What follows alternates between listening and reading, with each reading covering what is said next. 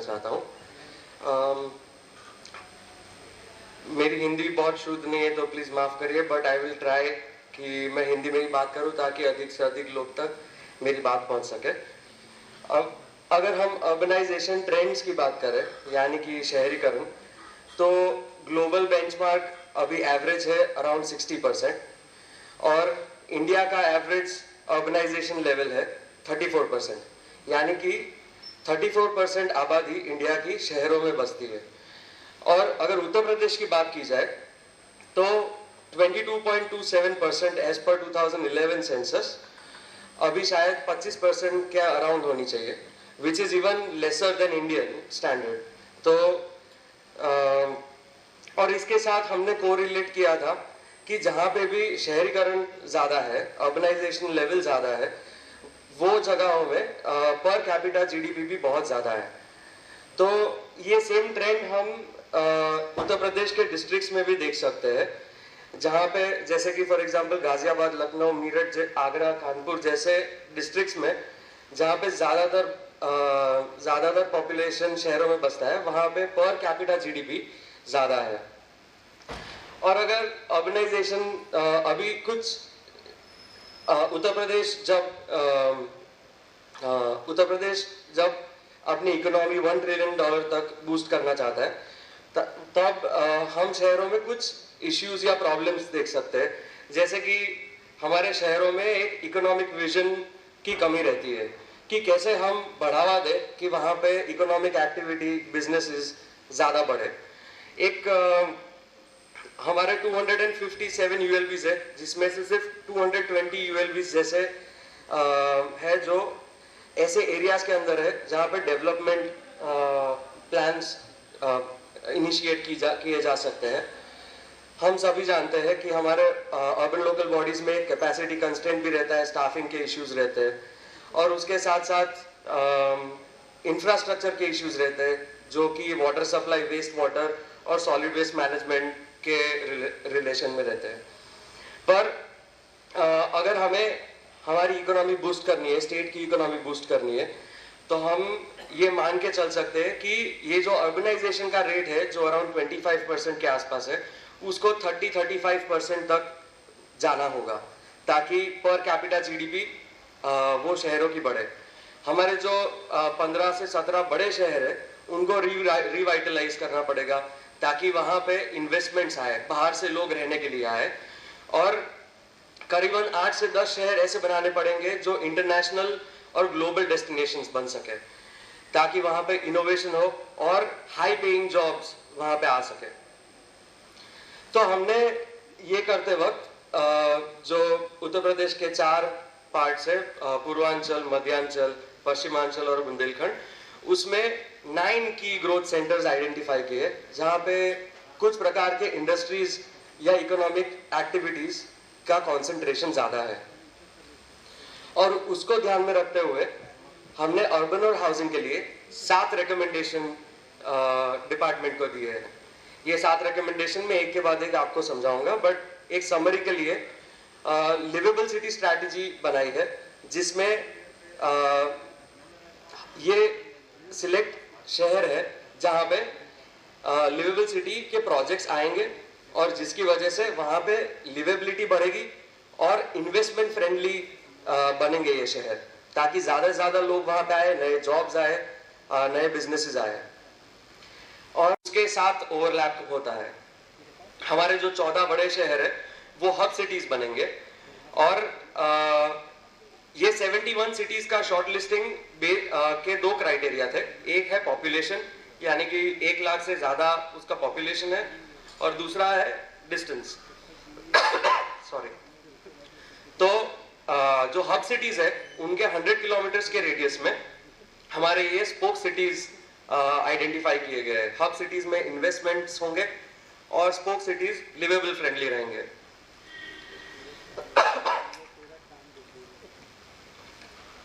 हमारा जो second recommendation है वो है ऑगमेंटिंग वाटर सप्लाई इंफ्रास्ट्रक्चर। तो यहाँ पे हमने अभी तक अमृत 2.0 के द्वारा 315 प्रोजेक्ट्स को सैंक्शन होने के लिए फैसिलिटेशन प्रोवाइड किया है। जहाँ पे हमने गैप्स आइडेंटिफाई किए थे और कहाँ पे ये प्रोजेक्ट्स होने चाहिए, वो गैप्स को कम करने के लिए उसका फैसिलिटेशन किया था। तीसरा है वेस्ट वाटर ट्रीटमेंट। उसमें भी सिमिलरली अमृत 2.0 के नीचे करीबन 25 प्रोजेक्ट्स हमने आइडेंटिफाई किए थे जो वेस्ट वाटर ट्रीटमेंट के गैप्स को कम कर सकता है और सर्विस डिलीवरी के लेवल्स बढ़ा सकता है। चौथा रिकमेंडेशन था सॉलिड वेस्ट मैनेजमेंट इंफ्रास्ट्रक्चर। यहाँ पर भी स्वच्छ भारत मिशन के नीचे हम इसका भी ड्राई वेस्ट और वेट वेस्ट के प्रोसेसेस को सुधारने के लिए फैसिलिटेशन प्रोवाइड कर रहे हैं। और फाइनली जो पांचवा रिकमेंडेशन है वो है यूपी म्यूनिसिपल परफॉर्मेंस रैंकिंग, जहाँ पे हमने 6 थीम्स आइडेंटिफाई की है जिसके माध्यम से हमारी अर्बन लोकल बॉडीज का एक ग्रेडिंग या मार्किंग किया जाएगा ताकि हर साल एक हेल्दी कंपटीशन बना रहे। और इसके 6 थीम्स के नीचे करीबन 22-25 इंडिकेटर्स है, जैसे कि solid waste management, water supply and waste water infrastructure, ULBs का रेवेन्यू मैनेजमेंट कैसा है, रेवेन्यू जनरेशन, खुद की रेवेन्यू जनरेशन कितनी है ताकि डिपेंडेंसी कम हो जाए। और इसमें सिटीजन पार्टिसिपेशन भी रहता है ताकि सिटीजन से भी पूछा जाए कि उनको यूएलबी का सर्विस लेवल डिलीवरी कैसा लगता है। तो इसके द्वारा हम ये म्यूनिसिपल परफॉर्मेंस रैंकिंग करेंगे। Thank you.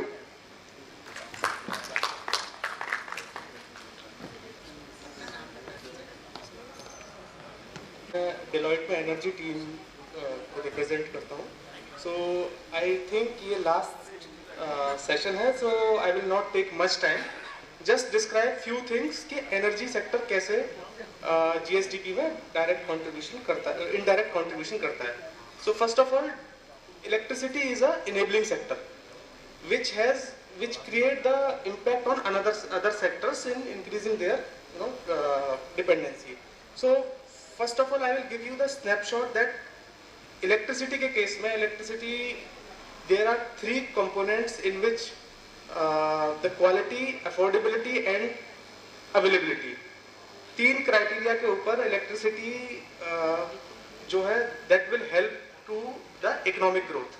So इसमें सबसे पहले यूपी इज अ स्टेट जहाँ पर 65% of 16% population country की resides in Uttar Pradesh and it consumes 8% of the electricity of the country's electricity and per capita consumption is also very high जो कि 400 से 600 kilowatt hour है और maximum of energy coming from the thermal sources and renewable का इसमें scope बहुत कम है, 10 से 12%, which has to be increased. Now coming to the scenario कि अगर हमें $1 trillion इकोनॉमी तक पहुंचना है तो अगर business according to Deloitte's one study अभी अगर बिजनेस एज यूजुअल सिनेरियो से चलते हैं तो we will grow to 1.6 times as per the current scenario. And अगर बेस्ट इन क्लास सिनेरियो के हिसाब से we will reach to 1.9 times of the current electricity consumption requirement and the peak demand. But if we have to reach to the transformational scenario means $1 trillion scenario, our electricity consumption will be 16% and the growth must be to the 2.4% of 2.4 times the current electricity consumption in the requirement. तो the next question is कि इस electricity consumption को हम कैसे meet कर सकते हैं या फिर डिमांड को कैसे मीट कर सकते हैं। The answer for this question is the advance planning of power infrastructure. जितना पावर की रिक्वायरमेंट अगले 5 साल में होने वाली है उसकी अगर पहले से एडवांस प्लानिंग हो जाएगी then the industrial growth will happen easily, smoothly. तो Deloitte is helping the department, energy department in designing the framework and collating the informational sizes and the investment what has to come through the memorandum of understanding MOUs which are happening in the UP. So उसके हिसाब से जो investment, large investment UP में आएगी उनको जितनी electricity requirement होगी उसका एक फ्रेमवर्क बनेगा और वो फ्रेमवर्क डिसाइड करेगा कि कितना पावर का डिमांड अगले 5 साल में आने वाला है। उसी के हिसाब से इंफ्रास्ट्रक्चर जो कि ट्रांसफार्मर्स के फॉर्म में या फिर ट्रांसमिशन लाइंस के फॉर्म में एक इंफ्रास्ट्रक्चर डेवलप होगा और जो हेल्प करेगा स्मूथ लाइनअप में। And the second thing is the land bank, because in Bundelkhand region lot of land banks are there, so identification of those land bank as well as the facilitation of the land to the the suppliers as well as the energy consumers, वो maintain रखने के लिए 10,000 hectare का land already identify हो चुका है। And the next challenge is वो कैसे एलोकेट किया जाए between the developers. So UPNEDA is the agency for this which is working in this sector. And now coming to the investor analysis. Sorry. So investor analysis में we have already promoted that investment promotion has to be happened because 7 lakh crore के MOUs energy में this GIS के time पर हुए हैं, जिसमें से ground breaking ceremony में 1 लाख करोड़ के MOUs को सैंक्शन किया गया है, शॉर्टलिस्ट किया गया फाइनली।